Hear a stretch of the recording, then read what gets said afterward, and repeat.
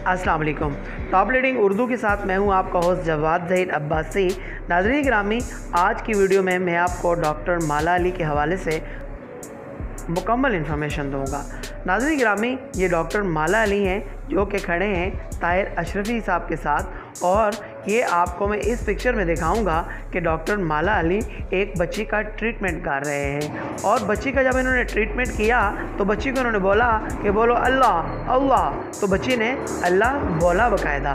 और ऐसा भी नहीं है कि कोई मंत्र पढ़ते हैं, कुरान की आयत पढ़ते हैं कि वनुनज़्ज़िलु मिनल कुरआनि मा हुवा शिफ़ाउन व रहमतुल लिल मुमिनीन वला यज़ीदु ज़ालिमीन इल्ला खसारा व इज़ा मरिज़्तु फहुव यशफ़ीन व इज़ा मरिज़्तु फहुव यशफ़ीन। फिर उससे हट के ये आखिरी जो दो सूरतें हैं, कुल अऊज़ु बिरब्बिल फलक़ व कुल अऊज़ु बिरब्बिन नास, इनकी भी तिलावत करके दम करते हैं। अच्छा, ये जो मैं आपको पिक्चर दिखा रहा हूँ ये तुर्की की है, और तुर्की में इनका जो ऑफिस सील किया गया है उसके बाहर कुछ लोगों ने एहतजाज किया और इनके ऑफिस को सील करवाया किसी भी वजह से।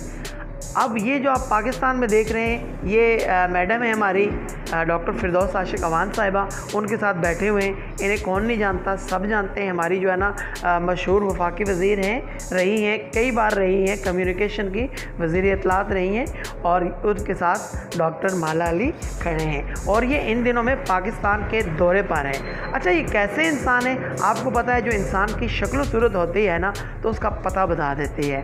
अब इनकी शक्ल सूरत जो है ना वो नूरानियत है, काफ़ी नूरानियत है। कम से कम इस नूर को देखते हुए हमें इनसे दम दुरूद करवा लेना चाहिए। कौन सा कोई ये पैसे ले रहे हैं?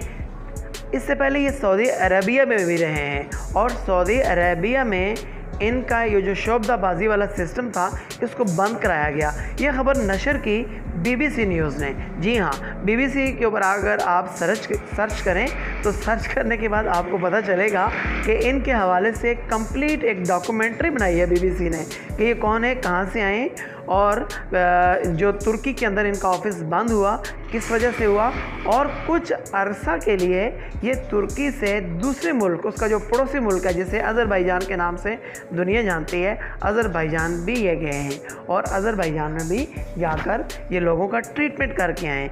अब इस चीज़ से ये पता चलता है कि ये प्रोफेशनल आदमी है, ये अपने प्रोफेशन में महारत रखते हैं, और मुख्तलिफ़ ममालिक का ये दौरा करते रहते हैं, और मुख्तलिफ़ ममालिक के मुख्तलिफ़ लोग मुख्तलिफ़ मौक़ों पर मुख्तलिफ़ अमराज़ में जो फंसे हुए थे, अल्लाह तबारक व तआला की ज़ात ने उनको शिफा भी दी है।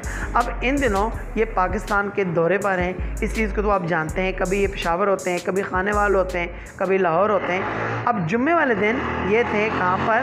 फैसल मस्जिद इस्लामाबाद में। अब मेरा मशवरा आपको ये है, जब ये पाकिस्तान आए ही हुए हैं, अगर आपका कोई बच्चा या पड़ोसी या जानने वाला या फ्रेंड्स का बच्चा इस बीमारी का शिकार है, किसी माजूरी का शिकार है, तो आप इनके पास भेज दें। ये दम ही करेंगे ना, उस बच्चे के अंदर से कोई चीज़ निकाल के तो नहीं ले जाएंगे, या फिर कोई पैसा तो नहीं मांग रहे। अगर आप खुशी से दे देते हैं, आपका बच्चा ठीक होता है, वक्ती तौर पे ही ठीक हो जाता है, तो आप उनको दे देते हैं, तो मेरा नहीं ख्याल कि कोई घाटे का सौदा है। आप एक बार इनके पास ज़रूर लेकर जाएं। पाकिस्तान आए हुए आप लेकर जाएं, आप अपने बच्चों को दम करवाएं, आप अपने बच्चे का इलाज करवाएं।